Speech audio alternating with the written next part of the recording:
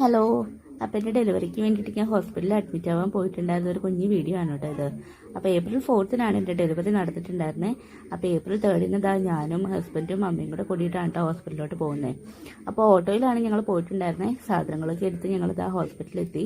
അപ്പോൾ എൻ്റെ ഡെലിവറി നടന്നിട്ടുണ്ടായിരുന്നത് കോതമംഗലം ധർമ്മേരി ഹോസ്പിറ്റലിലായിരുന്നു കേട്ടോ. അപ്പോൾ ഞങ്ങൾ ഹോസ്പിറ്റലിലെത്തി, റൂമൊക്കെ എടുത്തു. പിന്നെ അതിനുശേഷം ലേബർ റൂമിലോട്ട് പോകാൻ വേണ്ടിയിട്ട് കുഞ്ഞിൻ്റെ ഹാർട്ട് ബീറ്റൊക്കെ ചെക്ക് ചെയ്തു.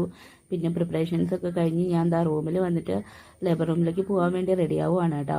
നല്ല ടെൻഷൻ ഉണ്ടായിരുന്നു കേട്ടോ എനിക്ക്, എന്താവും എങ്ങനെയാവും എന്നൊക്കെ ഓർത്തിട്ട്.